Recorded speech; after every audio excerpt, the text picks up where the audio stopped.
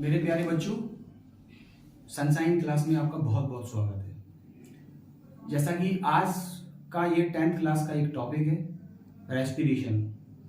आज रेस्पिरेशन के बारे में आपको बताया जाएगा कि रेस्पिरेशन की डिफाइन और रेस्पिरेशन के टाइप, इसके बारे में थोड़ा डिटेल में बताया जाएगा। बहुत दिनों से छोटी छोटी सी वीडियो के थ्रू आपको अवगत कराया जा रहा है और इसका उद्देश्य केवल एक ही है कि कहीं ना कहीं सभी बच्चों में शिक्षा का प्रचार प्रसार बहुत ही अच्छे तरीके से हो। उसी क्रम में अपन आगे चलते हैं और एक नया टॉपिक आपके सामने तैयार है, रेस्पिरेशन। सबसे पहले क्वेश्चन स्टार्ट होता है कि व्हाट इज रेस्पिरेशन। तो रेस्पिरेशन के लिए सबसे एक छोटी सी डेफिनेशन है, the process in which energy is release from food. Food से जो एनर्जी रिलीज होती है, जब फूड को कंज्यूम किया जाता है और फूड को डाइजेस्ट किया जाता है, उसके थ्रू फूड से जो एनर्जी रिलीज होती है उसको बोलते हैं रेस्पिरेशन। अब रेस्पिरेशन के बारे में बताते हैं। यहां पे एक छोटा सा एक समझते हैं, जिस प्रकार से एक सेल है, सेल, उस सेल को एनर्जी लेने के लिए सबसे पहले क्या होता है, फूड लेना पड़ता है। फूड के साथ साथ वो ऑक्सीजन को टेकअप करती है और CO2 को यहां से रिलीज करती है। इसके साथ साथ लॉट ऑफ एनर्जी यहां से ये रिलीज होती है, जो कि इस रेस्पिरेशन प्रोसेस को बहुत अच्छे से बताती है। अब नेक्स्ट, अब आते हैं type of respiration. There are two type of respiration. एक है उनमें से एरोबिक रेस्पिरेशन और दूसरा है एनएरोबिक रेस्पिरेशन। एरोबिक रेस्पिरेशन के बारे में चर्चा करते हैं। एरोबिक रेस्पिरेशन ऑक्सीजन की प्रेजेंस में होती है और एनएरोबिक रेस्पिरेशन ऑक्सीजन की एब्सेंट में होती है। एरोबिक रेस्पिरेशन की डेफिनेशन के बारे में जब भी वो आगे चलते हैं तो एरोबिक रेस्पिरेशन को यहां पे थोड़ा समझते हैं। जरा देखेंगे यहां पे कि एरोबिक रेस्पिरेशन के द्वारा जो लॉट ऑफ एनर्जी हुई, वो एनर्जी किसके थ्रू मिली, ग्लूकोज। ये ग्लूकोज का एक मॉलिक्यूल पायरुविक एसिड के 2 मॉलिक्यूल में कन्वर्ट होता है और ये प्रोसेस सेल के साइटोप्लाज्म में होती है और इस प्रोसेस को ग्लाइकोलाइसिस बोला जाता है। क्लास 11th में इसके बारे में बहुत बड़ा डिस्क्रिप्शन है, पूरा फिगर से स्टेप बाय स्टेप इसको समझाया गया है। पायरुविक एसिड के 2 मॉलिक्यूल बन गए। अब इस पायरुविक एसिड के 2 मॉलिक्यूल को CO2 और H2O और 38 ATP में कन्वर्ट कर दिया जाता है और ये प्रोसेस होती है माइटोकॉन्ड्रिया में। ऑक्सीजन की ये प्रेजेंस में ये होती है प्रोसेस और ये प्रोसेस क्रेब्स साइकिल में होती है। जैसा कि क्रेब्स साइकिल के बारे में बता दूं, क्रेब्स साइकिल के बारे में आपको क्लास 11th में बहुत अच्छे से मालूम पड़ेगा, बायोलॉजी में बहुत अच्छे से मालूम पड़ेगा।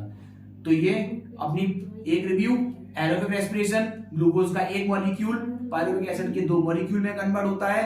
यह प्रोसेस सेल के साइटोप्लाज्म में होती है। इस प्रोसेस को ग्लाइकोलाइसिस बोला जाता है। अब 2 पायरुविक एसिड के मॉलिक्यूल माइटोकॉन्ड्रिया में ये प्रोसेस होगी और ये प्रोसेस को कहते हैं क्रेब्स साइकिल और ऑक्सीजन की ये प्रेजेंस में होती है और इसके दौरान CO2, H2O और 38 ATP एनर्जी यहां से रिलीज होती है। नेक्स्ट है एनएरोबिक रेस्पिरेशन। पहले से बता दिया है कि ऑक्सीजन की एब्सेंट में होने वाली जो रेस्पिरेशन को बोलते हैं एनएरोबिक रेस्पिरेशन। इस रेस्पिरेशन के दौरान थोड़ी प्रोसेस सेम है एरोबिक जैसी। ग्लूकोज का एक मॉलिक्यूल पायरुविक एसिड के 2 मॉलिक्यूल में कन्वर्ट होता है। यह प्रोसेस सेल के साइटोप्लाज्म में होती है और इस प्रोसेस को ग्लाइकोलाइसिस बोला जाता है। पायरुविक एसिड के 2 मॉलिक्यूल आगे चल के क्या करते हैं, अब देखेंगे आप। ईस्ट की प्रेजेंस में फर्मेंटेशन प्रोसेस के द्वारा ऑक्सीजन की एब्सेंट में ये जो सब्सटेंस बनाते हैं, इस सब्सटेंस को बोलते हैं इथेनॉल।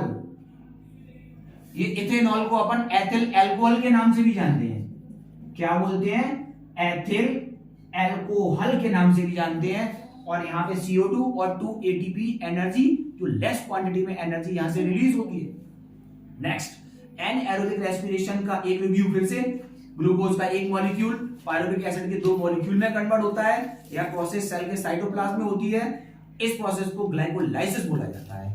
अब पायरुविक एसिड के 2 मॉलिक्यूल जब इथेनॉल में इसको कन्वर्ट करते हैं, उस उसको कन्वर्ट करने के लिए ईस्ट का अहम योगदान होता है, और यह ईस्ट है जो ऑक्सीजन की एब्सेंस में वर्क करती है।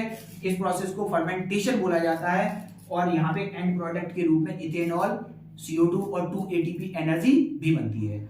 इसके अलावा एनारोबिक रेस्पिरेशन एक जगह और भी होती है, ये मसल टिश्यू में होती है।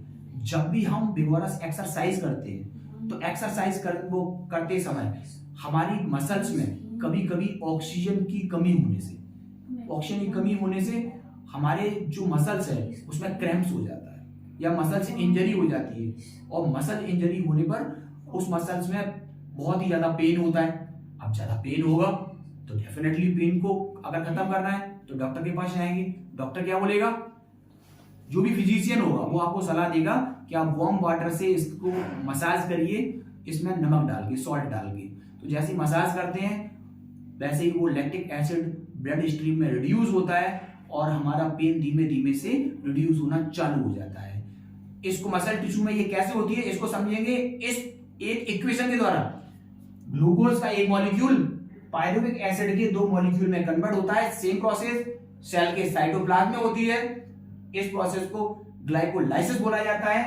अब 2 पायरुविक एसिड के मॉलिक्यूल ऑक्सीजन की एब्सेंस में यहां पर ये प्रोसेस होगी मसल टिश्यू में, किसमें, मसल टिश्यू में, और इसमें एंड प्रोडक्ट की जगह इथेनॉल की जगह बन जाता है लैक्टिक एसिड। यही लैक्टिक एसिड हमारे मसल्स में जाकर डिपोजिट होता है, और लैक्टिक एसिड के बाद 2 ATP एनर्जी, लेस एनर्जी यहां पे रिलीज होती है।